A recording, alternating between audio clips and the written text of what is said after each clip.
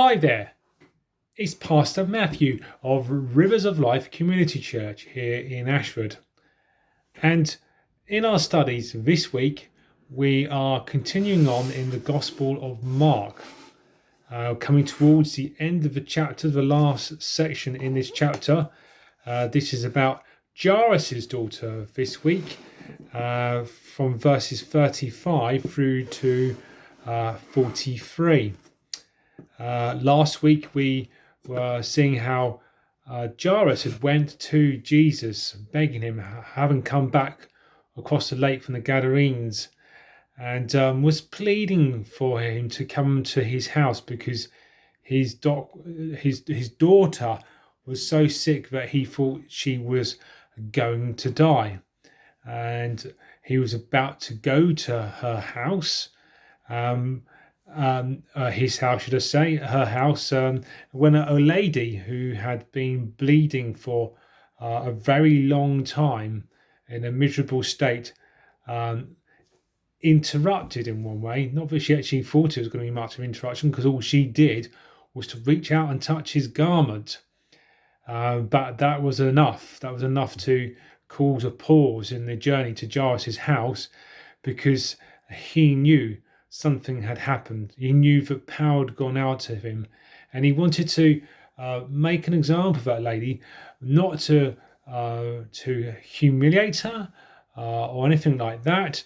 He wanted to make a good example of her, a good example of someone showing faith in him, that if you just reach out and touch Jesus, that in your desperate situation, then all things can be possible for him who believes. And she did receive a healing, and he wanted to make that an example.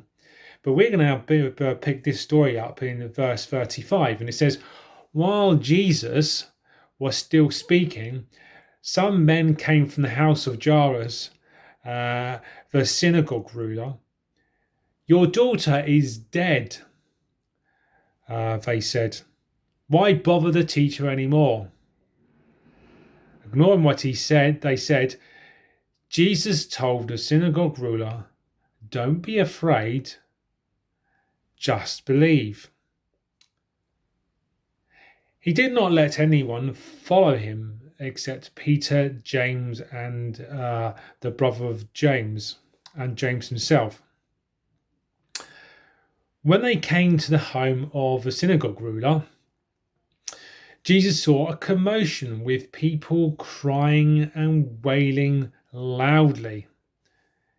He went in and said to them, why all this commotion and wailing? The child is not dead but asleep. But they laughed at him.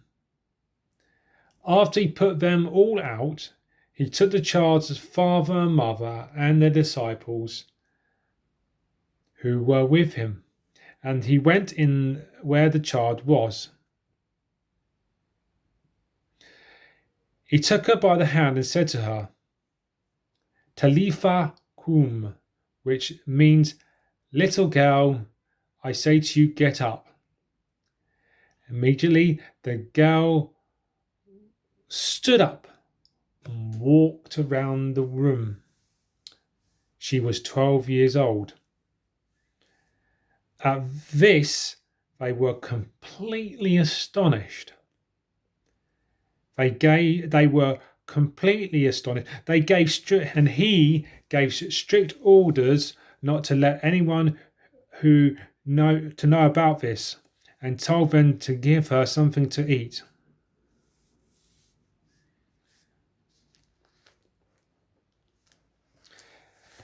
So, as I say, we've gone through this section in its entirety, which actually, as I said last week, started from verse 21, because it's about two very different people from different parts of society. In both instances, the people who were sick were both females. And what I had noticed there right at the end, it may be of no coincidence, is that verse 42, it was saying there that This little girl was 12 years old. And yet, in verse 25, a woman was there who'd been bleeding for 12 years. So, where Jairus and his wife would have had their little girl for them all that time, and to be almost taken from them, the other lady who had the hemorrhaging was ostracized from her family because she was bleeding and has been suffering for all that time. 12 years, and both 12 years of life, 12 years of bleeding, quite a contrast. And it's also a contrast about the people who went out to get help, because you got Jairus and this lady who has had a hemorrhaging of she was unnamed, and she had no place, no position, and no authority in society. But what these two had in common is both this woman and Jairus were desperate. You could probably find that this lady probably was more or less at the end, probably very diminished as a person inside, and diminished in terms of the fact that she probably felt hopeless. And at this point, obviously Jairus had come to that point very quickly, possibly very suddenly. Who knows? Having seen his daughter, he probably felt helpless as well, and it came to the end of his tether and was about to ask Jesus for help. In one way, it might have been difficult for him in one way, because here's a synagogue ruler, and he possibly might have been inquiring, well, where's Jesus? Is he coming back? And I'd imagine he's been waiting there, because that was the first thing we were to read back in 21. He just come back over late, and there's a large crowd round him. In verse 22, then Jairus came and seeing Jesus, he fell at his feet. So one of the first incidents having come back, he wasted no time getting right up there and saying, Jesus, please come to my house. I beg of you, come to my house and heal my daughter, because she is sick. My little daughter is dying. With verse 23, he knew the desperation of his situation, just as way that lady who's hemorrhaging did. So it's an interesting thing, because or saddening, perhaps you could say, because after begging Jesus to heal his daughter, Jesus, as we read, was going to his home, because it says there in verse 24, so Jesus went with him. And this is the piece about the Gospels, is that Jesus was probably in the process of doing something, but so often would get interrupted by things. And this interruption was going to add more pressure and more pain to Jairus, more testing in one way, because Jesus was going to his home, and he was interrupted. Jesus was interrupted, and Jairus would have seen someone else, or would have realised someone else had been healed. Here was Jesus going to his home to be healed, to heal his daughter, but then seeing someone else interrupt the process by touching Jesus' cloak and getting that healing, almost jumping into the queue. So, although you could argue, well, Jairus had probably jumped the queue, but either way, they're both desperate. But the fact is that he'd seen this other lady healed. So what happens next, what's said next, is shows the gravity of the situation from what I've just said, because it says there, while Jesus was still speaking to the lady, saying, basically drawing out her faith, that basically your faith has healed you, sort of thing. Some men had come from his house and said, don't bother the teacher, your daughter's dead. Might have said it slightly nicer than that, but probably said it and probably with grim, long faces. It could be mourners, or I don't know. But and they probably knew something about Jesus and said, "Don't bother him anymore. Your daughter's dead." See, and the reason I want to bring all these things out is because I think it's when you read through this sort of thing, it's good to put put yourself in a position of the people who Jesus was dealing with, because quite often, honestly, some of these scenarios do match up and do marry out to our own scenarios that we face, some of the difficult things that we go through. Even with the lady we I was talking about today, but specifically we mentioned last week. But for here, Jairus's desperation, as I say, he just asked Jesus to come. He had a sense of urgency, probably thinking, why is he taking so long on the other side? Jesus actually said he'd come for the lost sheep of Israel at times. And he's probably thinking, why is he taking so long coming back? And then, he finally got Jesus and he's on his way. So you can imagine there's a sense of, something might get sorted out here. He might be still a bit wavering, but then to be told, your daughter's dead. You've been waiting whilst Jesus was faffing around with this other lady. So you can imagine the pain. It's almost like this sense of desperation, just his bottom falling out of his world, to be told that his daughter was dead. And this is the sort of thing that we all need from Jesus. And it does take us need to be able to listen. So if we've asked Jesus to do something and he's coming to do it, then we need to be expecting the very next words that came from Jesus's mouth, because Jesus ignored what it says in verse 36, ignoring what they'd said, i.e., your daughter's dead.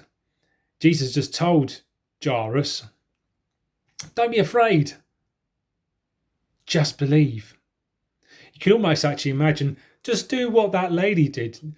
She believed, she touched my cloak and got her healing. And that might have jolted something in Jairus to actually raise that, re-raise, if that's a word, but bring that level of expectation back up. Whereas having Jesus gone with him on this walk back to his home, he's almost had that level of expectation something could happen back up again.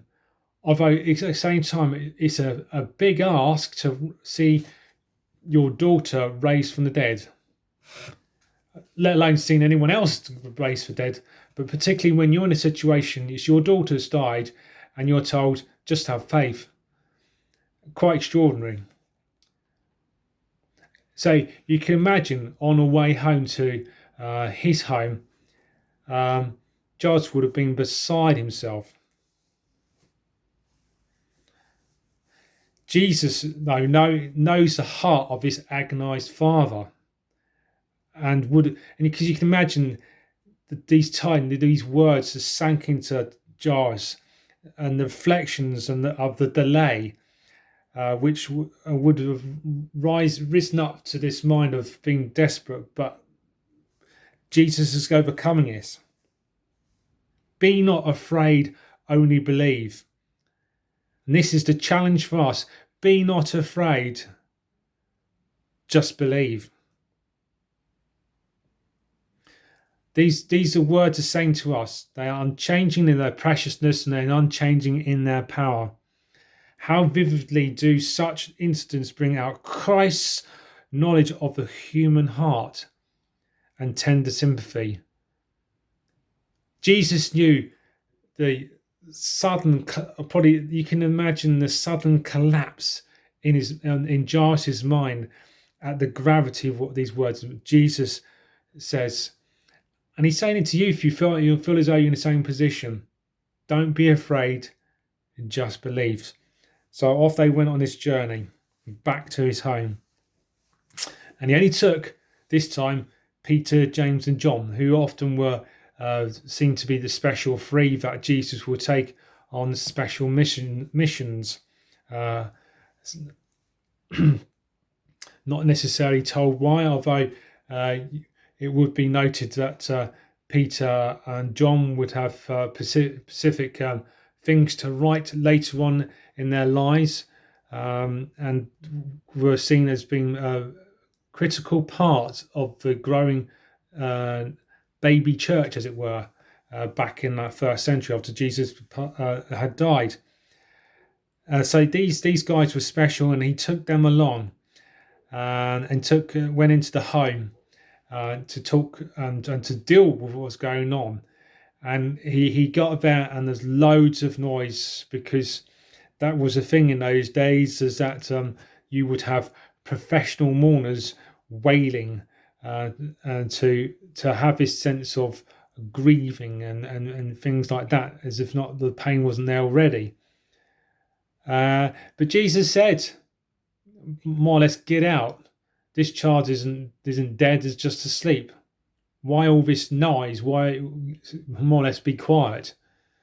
Of course, and it just shows you that the incredulousness almost of these people, these mourners, are thinking that because they just laughed at him. You mad? This child is dead, not sleeping. So, in effect, yes, this was a raising from the dead experience that we're looking at here.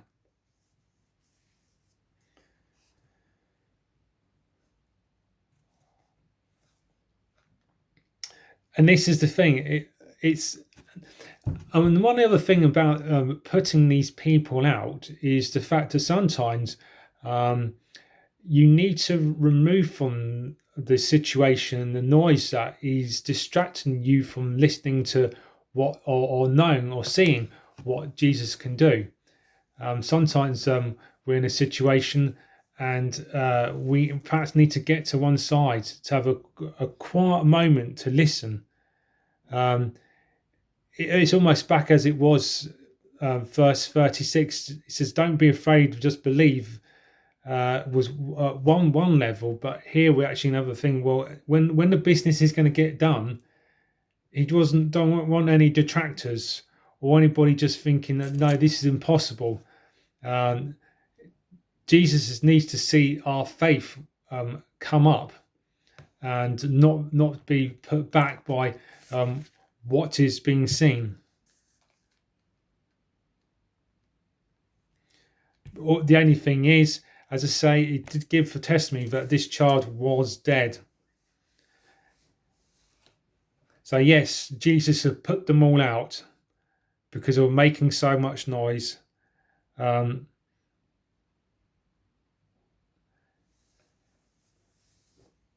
he only brought into the room where the girl was, the disciples, the child's father, obviously Jairus, and the mother.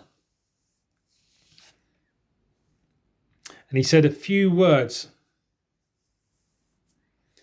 in the presence of a few witnesses, because that's the thing to point out, of course, is the 3 disciples and the child's parents. There's 5 other people in that room to give testimony of what, let alone the little girl herself, but a testimony actually that what was going to go on next. And he probably also needed to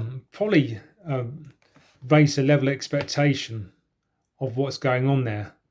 That only a few people were in that room to see what was going to happen next.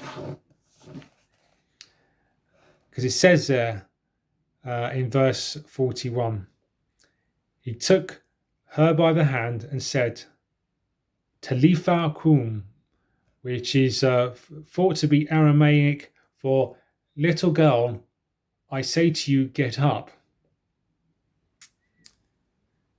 So you can imagine the complete hush in that room. And this is perhaps actually the thing to actually think about also really here as well, is that with these disciples, they had seen within a day or so, they had seen a healing of that man possessed by a demon. They'd seen this woman healed of her hemorrhaging. They'd seen Jesus calm the sea. So they perhaps, it doesn't say it here, it's understated perhaps, that there was a level of expectation of what is Jesus actually going to do here. Even for Jairus in one way, having known that this woman had been healed as well, maybe there was this rising level of expectation of what could happen here. So with these short words, and this is the other funny thing, isn't it? With these words, you're thinking, hang on, Jesus, what's going on here? She can't hear you, or can she? We don't know. Well, what was going on? Not actually written here, but what we do know is the effect of those words said by the King of Kings and Lord of Lords, the majesty and power of Emmanuel, God with us. Because immediately, verse 42, immediately the girl stood up and walked around. And that's how we know there in the brackets, she says she was 12 years old.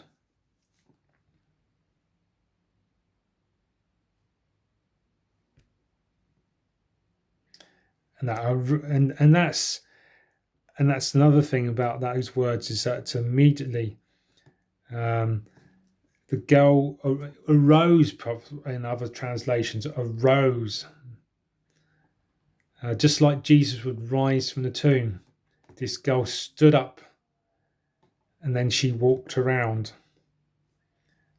A key way shown to those eyewitnesses, she was very much alive. So quite contrast from a bag of commotion a few minutes before, all the wailers doing their more professional mourning, making a lot of noise, to complete, though we see at verse end of 42, at this they were completely astonished. In actual fact, the way that this word comes out from the original language, there's actually, we possibly don't pick up how strong a word is meant to be in terms of being astonished. If you think of how you can be astounded, astonished, or something like that, then you can. It actually doesn't perhaps convey the strength of what those in the room had experienced. A dead girl raised to life. And maybe this was the first time that the disciples had experienced this, and we know that there are other healings in the Bible, in the Gospels, that were performed by Jesus. But there was something about this that astonished them. And that's where before this, you could have possibly expected that the disciples didn't necessarily know quite what would happen. Even though I said, yes, there's an level of expectation that's building up, they're probably waiting and seeing. And there's something in that for us to understand that sometimes we can only dare to believe about some things. But what will let Jesus do in the situations that we find ourselves, the situations we find ourselves in? Because in essence, Jairus was walking with his daughter. Let's just read it. Let's go into Psalms. In good old Psalm 23, often used at funerals, but here this was a funeral that's been turned back to life, because it says, verse 4 of Psalm 23, even though I walk through the valley of a shadow of death, and there was a long shadow of death in that room, but I will fear no evil, for you are with me. And this is the key thing with this: you are with me. As Jesus had known, as Jesus' disciples had known that Jesus is with us, how much did they realize that it is Emmanuel, God with us, and with God all things are possible? Because where with man is impossible, with God it is possible. So even though we walk through the valley of the shadow of death, we will fear no evil, for you are with me. Your rod and your staff, they comfort me, because they're showing us the way. Giles showed enough faith to see his daughter restored. So the question for us is what's testing you? And you might not necessarily be facing a situation where you've just been told your daughter's dead. But even if you are in that situation, or a similarly desperate situation, or situation you just find desperate, you're at your wit's end with it, you're at the end of your tether, Jesus is still saying, don't be afraid, just believe. It's almost like he's saying, trust in me and I will sort it out. It doesn't matter what you're going through. It says, I mean, you can ask the question, Jesus, what's going on? And Jesus will say to you, sometimes you've just got to almost like put your hand in his, not obviously not physically, but just walk this situation out with him, saying, Lord, I believe you're with me. I want your rod and your staff, they come for me. Lord, may I know that in your heart, that you are with me, that I can put my hand in yours and I can walk through this situation, and that I can trust in you, that all things work together for the good of those who love him and walk according to his purposes, walking in his purposes and in his ways. And this is the thing, how dark and how difficult is your situation? As I said, you're walking through the valley of the shadow of death.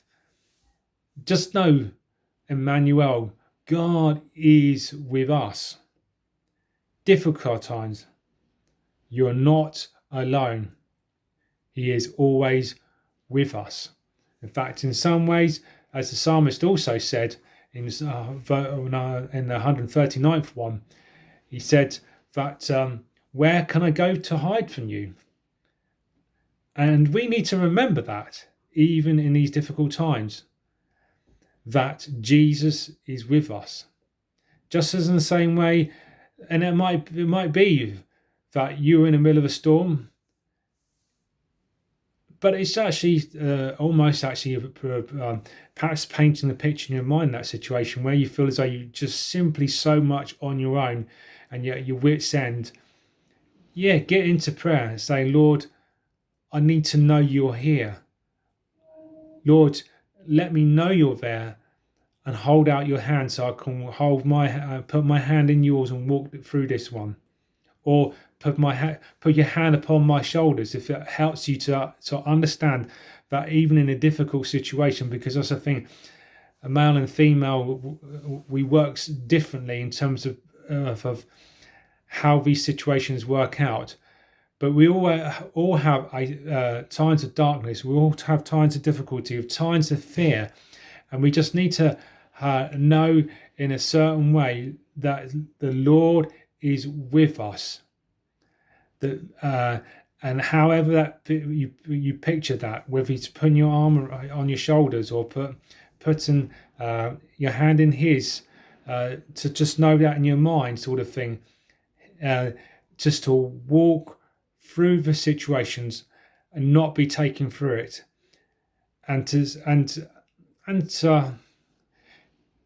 perhaps somehow know that God is going to, because he wants to glorify your name, his name in your life. I'll repeat that because I've got it slightly wrong there in my stumbling, because you need to understand that God is there with you to walk through the situation and build his glory in your life through his name.